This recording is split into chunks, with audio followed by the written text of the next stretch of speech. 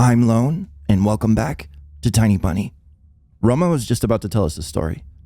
On one pitch black street, in a pitch black alleyway, there's a pitch black garage. It knows everything about you. Where you live, what you like, who your friends are.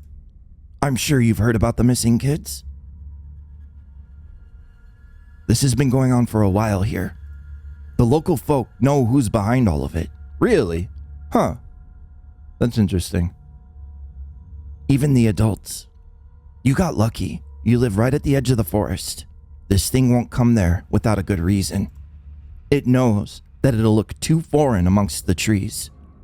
While in our area, this piece of crap can hide anywhere. It could be at the end of an alleyway or near your house. So it's a garage that teleports around, enticing kids to come inside? That sounds super creepy. Yeah, that's awful. Also, you'll just be going somewhere at night and bam, you'll see it in some place that was empty just a while ago. Its door open, pitch dark inside. And then... Oh, Basha, what's wrong? Oh, Jesus. He's not doing too well. Basha pulled his cape over his head and started howling on a high, trembling note, trying to silence Ramka. Fine, forget it. No, I want to hear. Basha. Screw your trauma. I need to hear this. Something happened to Basha then. I was trying to process Ramka's story, but I couldn't figure out what to think of it. During the short time that I've been in this snow-laden village, I realized one thing. A lot of people here had some sort of experience with something they couldn't explain. I looked at Basha, who was pit-pattering to the side. Tell me, Toha. Basha? Yeah, he's super freaked out. Tell me, Toha, why the hell did you move here? I heaved a deep sigh while looking at my feet. Somewhere down below, the tips of my boots scooped up the fog. I spoke words that I recited countless times. Dad has a new job here. And my mom used to live here. Back in the Soviet days. Now, there's nothing to do here but rot away. Or, well, like Basha here, wander around the forest. Maybe that's what did it then. Basha fearfully showed his face from under his hood, like a snail crawling out of its shell and listening in.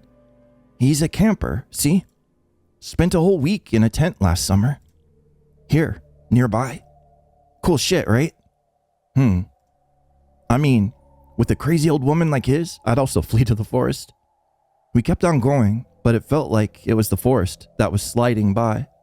Pines were black keys, and the spaces between them, the white ones. The thicket was playing its old creaky melody, the melody of roots, bear caves, and forgotten taiga skets. I don't know what skets means. I'm gonna look it up.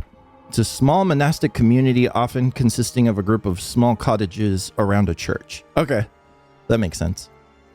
Snowflakes flew around, creating a disturbing illusion that somebody was wandering the forest. Somebody tall, unnoticeable, ready to camouflage as a tree or a snow pile. Yeah, that kind of tracks with what we were when we got the mitten. That something was there. And then, when nobody paid attention anymore, they'd just continue moving along the road. But it was just a trick of the light. There was no one there. At least, I wanted to think that. Ranka suddenly stopped and said, "Hear that? Someone's snooping around the forest." The skin under my clothes started itching. My stomach started aching. So we're just cool with these guys now? After they dropped so many F-slurs and kicked a dog? I'm not cool with that. I don't want to have anything to do with these guys. And pulled a knife. And we're super bullies. Yeah, but now we're just cool? They do have their code of ethics, which I do appreciate. But at the same time, and they're being all cordial now. But man, kicking that dog was the last straw. We looked the way that Ranka was pointing. Really tall, matching our speed. There was no tall silhouette behind the massed pines. Just shadows creeping in the semi-dark. Slow shadows. Fast shadows. Hungry shadows. The snow that fell silently from the branch made me shiver and bite into my lip, as if something huge lifted off the tree and flew away. Maybe even towards us. Ramka picked up a pine cone from the ground and threw it into the thicket. "Hey!" His shout ricocheted as if it hit a tightly sprung drum. The echo mocked Ramka. Then the silence reigned again. Did you see that? I shook my head. The only things I could see were the vertical strokes of the trees, the darkness, and the snow, and the hazy silhouettes of my companions. I remembered the rough, textured trunks, the spongy lichen, and the icy bits on the bottoms of the ravines. Now let's move faster. The sun is setting. I was again grabbed by the elbows and dragged along towards the forest, towards the pointy spires of branches. Maybe we shouldn't trust them either. We're blind, at their mercy, and they kick dogs. We shouldn't trust them worth nothing, like at all. No trust. The sun had finally sunk behind the green peaks. The darkness writhed, spreading its shoulders, and started spreading like smoke. It started snowing, thick, sticky flakes, white flies, following the scent of dead meat. My vision became a small island, awash by dark waters. I was grasped by the same worrying feeling that I had in the morning. I felt that somewhere far away, at the edge of my comprehension, I heard a very calm, silent flute playing. The sound was fragile, like ice in March, above the dormant waters of a bottomless lake. I scraped inside my ear with my finger to get rid of that auditory hallucination. The forest was silent. I imagined a child walking at night under the watchful eye of pines. Did you know Vova? The boy who went missing recently? Weren't we looking for him, sweetie? I shuddered and stopped, staring at the person who was guiding me. At Alyssa, in her unchanging fox mask, the girl was gently holding my elbow. What? Why are you? I lost sight of you. You did, because you were careless. I squinted in suspicion. How long were you following us? What do you mean, how long? I was always by your side. And who is us? Stunned, I looked around, but I couldn't find Roma or Basha. And then I felt her cold finger on my wrist. Let's go. We're going to look for Vova. What happened? What happened? Where is Roma and Basha? Without a chance to catch my breath, she started dragging me along through the forest. I was enveloped by the smell of tangerines, coffee, and firecrackers. I felt like I was a small kid again, being led into the unknown. I saw the dark silhouette of trees ahead, the bushes. Hedgehogs were wary, showing us their spikes. Something rectangular appeared in our way, like a small box. Oh, the dark garage, maybe? I became petrified. I touched the edge of my eye, pulling back the eyelid, as if I was trying to correct my vision. It is! A garage made of metal rose up right from the windfall. It was big. No, huge. Impossible to move without special equipment. Its walls were painted black, even blacker than the darkness around us. The fox sniffed around, and it seemed like her mask twisted in disgust. This is the place. The worried voice of my companion scared me even more than this horrifying metal box. Here? Yes, I can smell him. Maybe Vova's playing hide and seek with us, and he decided to hide. Inside? I felt like I saw smoke from the tentacles that split off the garage, searching for something in the wilted leaves.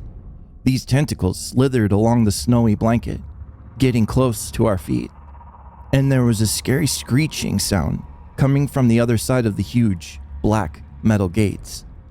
Somebody or something definitely waited for us inside. Oh, is there anything else I can do in the entire world except for knock on it? No. Oof. All right. I thought that my nervous movements were similar to that of a marionette dangling in the hands of a puppeteer. I stepped towards the garage, holding my breath.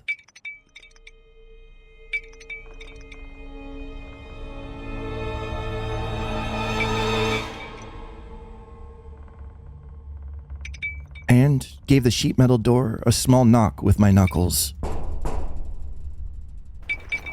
And then jumped back. I heard rusty meat hooks jingle on thick metal chains, awaking someone huge, who crawled to open the black gates. Nothing happened. My heart was racing. There's a wolf! Come on. Still nothing. Knock, knock. I hesitated to turn my back to the garage. So, whoa! Run! I heard a Run! I hear a weak, scared voice resounding in my head. Stumbling all over the place, I rushed into the night that was swarming with shadows. I ran behind the crooked trunk of a pine, sure that Alyssa was by my side. But after the moment had passed, I realized that the girl was nowhere to be found.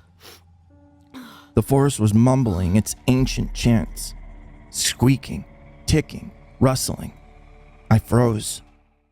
I didn't know how much time had passed before I realized that I was standing in complete darkness in the circle of trees that were shooting up from their trunks into the high sky. Everything around me moved and trembled. My ears went numb from all the rustling. The treetops melted into the darkness of the cosmos. The bushes became empty cells whose occupants were suddenly set free. It felt like a clawed fang could fly out of the darkness into my stunned face at any moment. I heard a scream somewhere far away. Anton? Someone was looking for me, just like that boy who went missing. Tears stung my eyes. A big drop fell from my lashes. Anton! The scream was closer now, and for a moment, I even believed that I was about to be saved. I'm here! One of the trees moved. It wasn't Ramka, nor was it Basha. An adult, tall with long arms. Many shadows that looked like dogs snuck around behind its back, but those beasts were much larger than Solka. The forest was dormant no longer. No longer it hid its face behind a fake mask. I stood still, like a deer pierced by the lights of an oncoming truck, and the beasts all stared at me. In this semi-dark, without my glasses, I could see very little, but it was still more than enough to freeze in terror.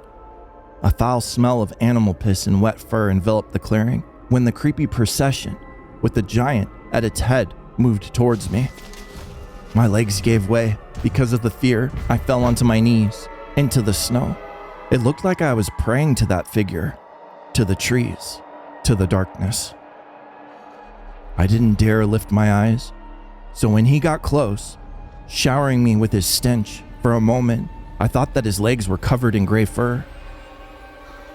I shut my eyes so tight that red circles started dancing at the inside of my eyelids.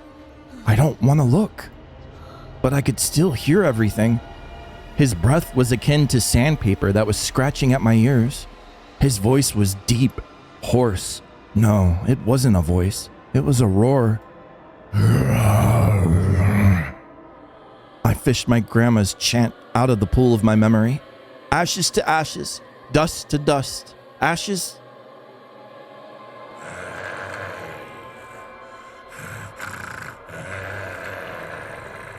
I got his stench and roaring in reply. Words could never protect against claws and fangs. I was helpless. And then I heard a familiar sweet voice nearby. Come on, do it! Get a taste of him. No!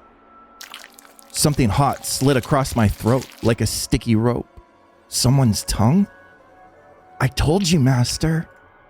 He's our bunny. Please, take good care of him. From the narrow embrasures of barely lifted eyelids, covered by my trembling fingers, I watched a horrifying silhouette tower over me. I was taking in the smell of kennels, compost pits, and moss. In front of me stood a scary horned beast with the presence of a monarch. His posture told me of his electrifying nobleness. His horns supported the clouds, and his popped-out leucomas pierced my ready-to-pop-out eyes with a thorny stare. His hands were full of gifts. Candy fell to the snow, sparkling in its fancy wrappers, silvery packets of chocolate bars, and a Chupa Chups sticking out from a snow pile with its plastic stick. The candy rained at my feet. A doll fell nearby, and then it started to rain toys. a spinning top, a teddy bear with a torn up nose, red-headed Carlson without a propeller, a tin toy soldier with a flag, a firefighter truck, and a crop duster plane. And an AK-47? Oh, Jesus. What is happening, man? The toys weren't covered in blood, but my imagination was painting them with red spots and crimson leaks all its own. The horned shadow of the beast moved over the treasures that once belonged to unknown kids. Hairy hands reached into the surrounding darkness, took out a mangy bunny mask that was haunting me. No, I'm not putting on the fucking mask, dude. No, I already threw it away. You did it anyway! I threw that away and forcefully pulled it over my face. I said no! The shadow of the beast around us slowly and graciously stood up on their rear legs. And then light hit my face, shattering the monster's figure in two. I put my hand up to protect myself. Flashlight's ray slid down. Anton? There you are. Are you out of your mind? What is this all about? I was staring at my dad, completely stunned, into the space where the monster was just a moment ago. The clearing was enveloped in darkness again, but I could still barely make out the outlines of toys and candy in the snow. And I'm sure if I was brave enough to get close to the bushes, I'd find animal prints there. What? Cat got your tongue? Your classmates came to us. They said that you ran away from them, deep in the forest, and what the hell are you wearing? I pulled the mask down from my sweaty face and threw it into the heap of toys. Branches cracked in the distance. I pressed myself to my father's chest, engulfed by fear, and then started looking around, alerted, and spoke in a tone of voice that was much more nervous. Let's just get out of here, okay? If your mother learns of this, she's gonna be so mad we'll never forget this day. I reached out for my father, still feeling the chilling embrace of fear. I grabbed his firm hand, felt his quick pulse with my fingertips, and then stood up, wobbling behind my father, following his barely discernible footprints, back to civilization, back to light, back to the road where my dad parked his car. And not a word of this at home, got it? Don't even hint as to where I found you. All right, Dad. He was holding my hand as if it was the most precious thing in the world and kept telling me how afraid he was to lose me or Olya. But it wasn't that sticky like animal tongue fear. Is that a sentence? I don't know if that's a sentence or not. But that's okay. Yeah. Oh, okay. I understand what they're saying. It wasn't sticky like that animal's tongue as far as fear is concerned. I don't know how you would put that in another sentence, but it makes sense. I get it. Okay. His fear was noble. Yeah, saying that Dad's fear wasn't like that of the sticky animal tongue fear. I get it. It's just a weird sentence. His fear was noble, crystal clear like a diamond. And I just nodded in reply and kept moving my feet. And then I heard a familiar voice coming from behind me. Remember, as long as you're with me, no one will lay a finger on you here. Alyssa, I feel slightly betrayed. The car sped towards our house.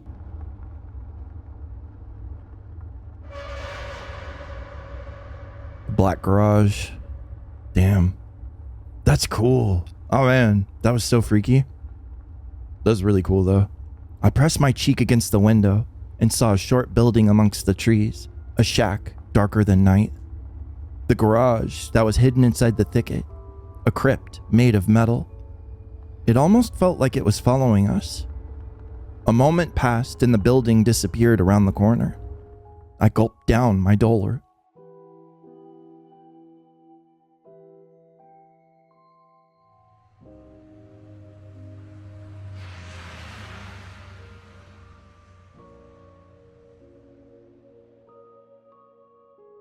And the white snowflakes just kept dancing in the starry sky.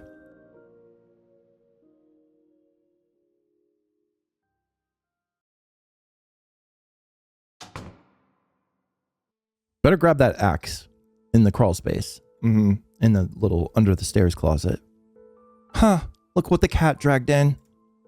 Mom was going down the stairs, piercing Dad with her trademark glare. Her face showed something between wrath and condescension. Suddenly, her gaze lifted to me and stayed for a dangerously long time. "Hey, what is this? Where are your glasses, Anton? Did you lose them?" This dummy probably just forgot them at school." A venomous pause followed. "Oh, he's your son, all right." Dad glared at Mom and then mischievously winked at me, reminding me of our deal. "Well, we have spare glasses, so we'll manage somehow." My parents stood in silence for a bit longer, and then both of them went on to mind their own business. Olya threw herself into my arms before I could even take off my coat. "I saw a fox." Surprise akin to a shotgun blast. I could only flap my lips in reply. A cup shattered into many pieces with a loud thang. My mom let it fall from her hands. Her face was pale and her eyes were glued to the ground. To this pause, just a split second, felt like an eternity. Then my mom spoke with disappointment. "First it was an owl, now it's a fox? Will you ever get tired of this?" "But it's true." "She was so fluffy. She stood on her back legs near the hedge, just like a person. The fox called my name, but then Mom came and she fled." "There was no fox. Stop making things up." "Don't go near her." If it was necessary, I was ready to shake my sister as if she was a doll made of cloth. "What's wrong, Tosha?" "Don't go near her. You hear me?" Mom entered the hallway and gave me a surprised look. I hesitated. "Well, a fox will bite you." I remember fairy tales where foxes used to kidnap children. I imagined Alyssa liberated, carnivorous, running through the night forest with a dangling sack in her hands. "It wasn't a real fox." "Tell him, Olya.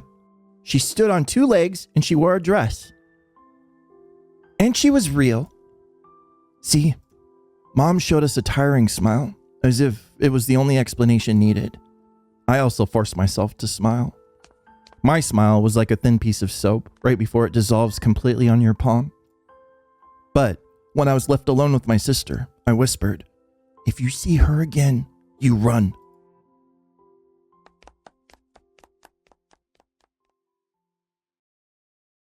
Thoughts of the forest beasts bombarded me like the rain of candy and toys. There was a hairy silhouette standing in front of me, towering over the treetops. Who was he? What happened in the forest? What's happening to me? I shut my eyes and threw the vitamins in my mouth, washed them down with water. "Please stop driving me mad, please." I barely managed to force myself to do homework, but those math problems just refused to be solved. Numbers in my notebook tumbled around and mixed in a whirling dance, sometimes running over the lines. My head became heavy from that pandemonium, and I almost dropped it into that chain of numbers. My eyelids felt like they were tiny weights tied to them, the type used in grocery stores.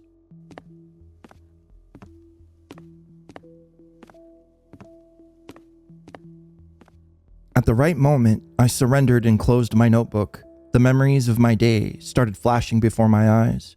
I was in the middle of a stuffy school corridor. I could see the literature classroom from here, the faces of dead classical writers on their portraits, the prim and regal poses of homeroom teachers like Lilia Pavlovna. And around the corner was her daughter, Katya, a snitch and a gossip, eagerly waiting for me. "Hey, transfer student, transfer student." "What do you want, Katya?" She got on her tiptoes and started swaying while holding her hands behind her back and asked me with a fake smile on her face, "Can I ask you something? Why did you get transferred here?" I might have told the truth to this Paulina. But Katya would sell it on the market for 3 kopekias.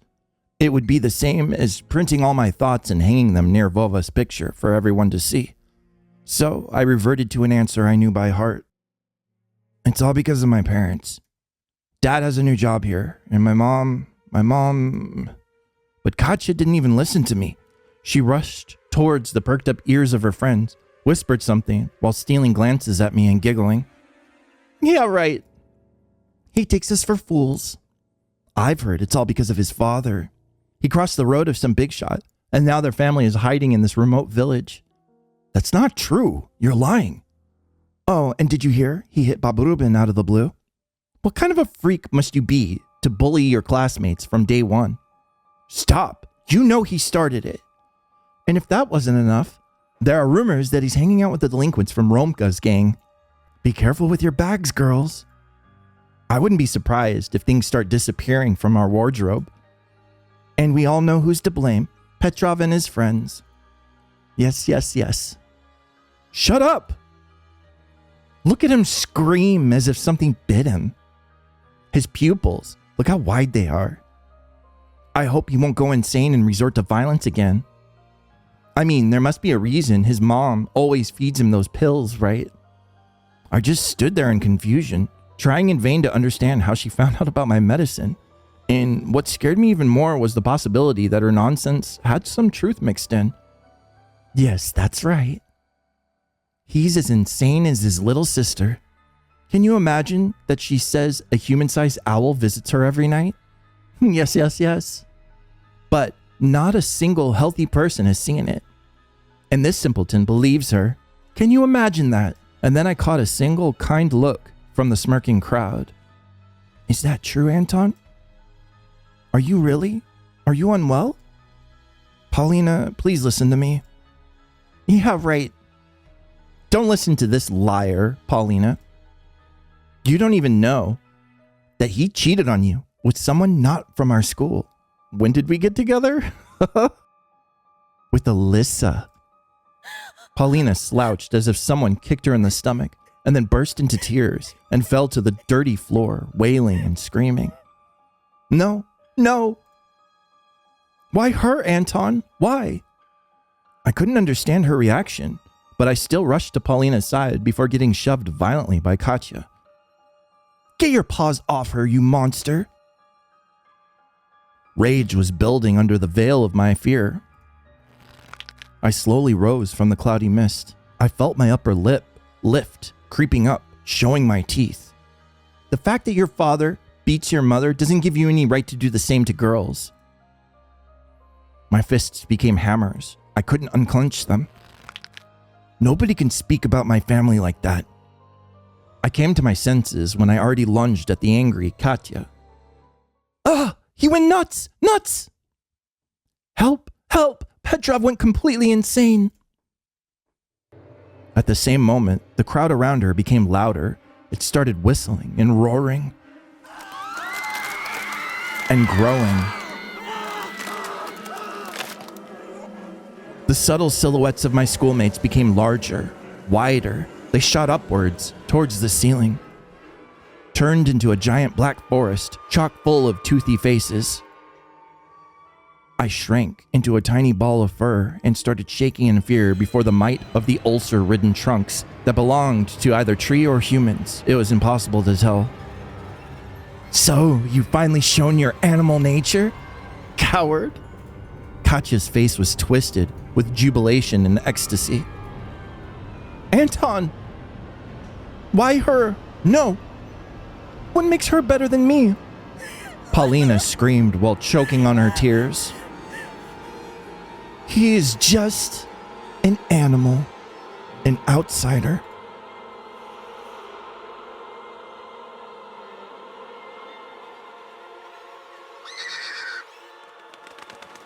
A scary flapping of wings came from the forest.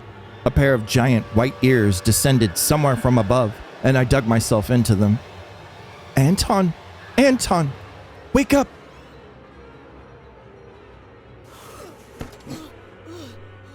I jumped up, almost falling out of bed. Apparently, I was thrashing around for a few hours on the sweat-soaked sheets. Olya's scream pulled me out. It set me free from the tentacles of fear. Anton! Please! Wake up! Wake up! It took my eyes a while to focus on the silhouette near the window. Olya's voice was distant. My head was still ringing after the fight. Sounds got distorted, as if my ears were stuffed with cotton. My sister, as distressed as ever, just kept repeating the same phrase. The owl! The owl! Please, I'm scared. Her tears poured on my heart like boiling water, but I was almost thankful for the owl's appearance. Otherwise, the scared Oya wouldn't have woken me up. Oh, wait a second, Oya. Want me to read more Zilka for you? Gimme. I placed my bare heels on the cold floor, felt around for my glasses, remembered Simeon and his underhanded attack, and sighed. Anton, please, please, look. She couldn't tear her eyes off the window, as if it was a staring contest. I found the light switch with my hand, and the lamp poured bright light all over me. I got up. My vision fooled me, moving the window closer, only to push it farther the next moment. My sister was just a blurry spot. I took a hesitant step forward. Olia? What's there? What happened? Do you want me to open the curtains? No, please don't. The owl is there. The voice was coming from behind. I turned around and froze from terror. Teary-eyed Olia stood in the doorway. Who are you talking to right now? She stared at me with eyes that were red from crying, with her hands wrapped around her shoulders. Her voice was nervous, as if she was afraid to hear my answer. I was talking to you, to someone who pretended to be you. The ledge outside my window creaked ominously, as if something huge was sitting on top of it. And the thing that pretended to be Olia started spreading, changing shape, growing to scary heights under the light of a carnivorous moon. Anton, please, come closer. Come here. The voice didn't belong to my sister anymore. The thing that was hiding behind my curtains got tired of pretending, making me look like a fool. I pinched myself as hard as I could, hoping that the silhouette near the window was just a continuation of my nightmare, a hallucination brought upon by this cursed house, and those don't bite, do they? The silhouette was towering before me under the veil of mist. I heard Olya's shrill scream when someone had knocked on the window. Oh, it's come to get us. Another knock. I stepped back into the middle of the room, as if there existed nooks where I could hide from this horror. The sound was sharp, metallic.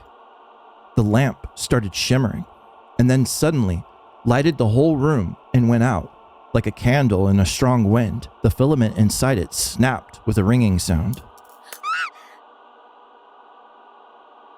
The darkness that was waiting for that exact moment poured in from all angles and enveloped me. There was only this window left, with the whole universe. Moonlight poured through it, painting everything the color of bones that were exhumed from a crypt. Oya started squealing and pressed herself into my back, seeking protection. And then an eye, burning with a carnivorous fire, stared at us from the window. No, it wasn't trying to break the window. It was toying with us. It just kept on knocking, driving us mad. As if a giant clock was measuring the time left for us, its pendulum swinging above the abyss. Go away! Get out! Shoo! She was screaming in desperation, her hands clutching my arm like a pair of pincers. Anton, come closer. I could barely make out a pair of wings that spread out above the black spot. Tell her, Anton. Tell her that I won't be a bad girl anymore. Never, ever. I just want to leave. Please. The moonlight suddenly disappeared, and the room descended into darkness. We couldn't see the burning eye anymore. I swallowed the stinging lump that was stuck in my throat. I stepped towards the curtains, entranced by the call of this disfigured guest. Olya was standing behind me, mumbling, I'll be good, I'll be good, I'll be good. The bleak window was creeping closer, curtains rustled. I reached out to move them aside so I could look my fear in the eye. At that moment, I heard noises coming from our parents' bedroom. Without thinking, I pulled the curtain to the side in one swing. Nothing. Though there was something shining on the ledge amongst the scattered feathers. My glasses. The ones that Simeon took from me. How did they get here? Was it a gift from the gurgling night? Did that owl really bring them here? I looked at the front yard, at the foreboding clearing, at the toothy forest. Not a soul, not a trace of our late-night guest. Only the old lamppost, dreaming like a lone watchman amongst the snowy desert. The dry window frame creaked. I tore away the insulating tape and the stripes of glued newspapers and opened the window with great effort. Frost pinned me with its little needles. The paintings on my wall moved from the draft. I touched my glasses, sure they would melt my hands, but they were real. My brain was scrambling for an explanation. Simeon and his gang just pulled a prank on me. That has to be it. Yeah, that's it. A smooth white blanket was glittering under the street lamp just outside of our yard. If anybody was able to get close to the house, to climb the pipe to the ledge of my window, they would have surely left footprints.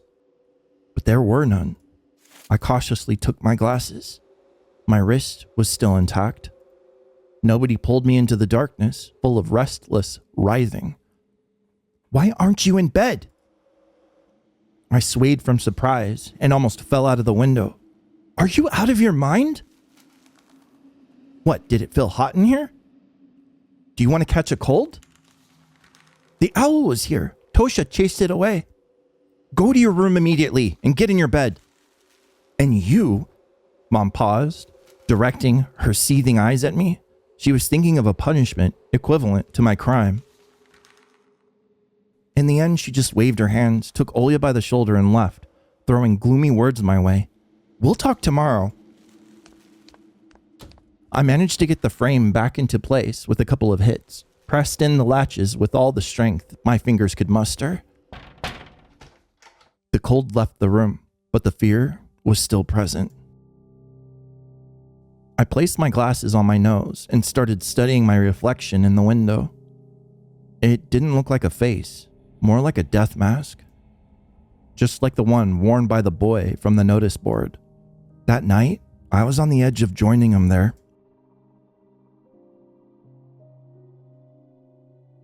A black and white face was staring at me through the clearing between student heads.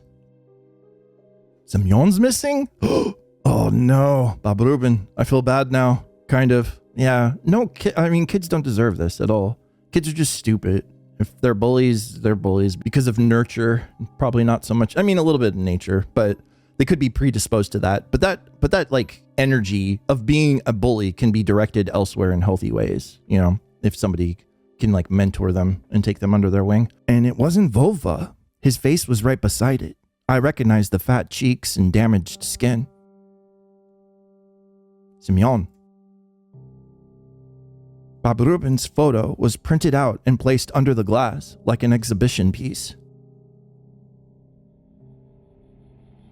Yeah, Anton's gonna feel directly responsible for that one. You examined all objects in episode 2? Oh, that's good. Episode 3? Oh, that was crazy. Holy shit, so much happened. We'll leave it there for now. Episode 3 is the last episode that's out currently. Episode 4 will be out later. But we'll play through all of episode 3 tomorrow in one episode.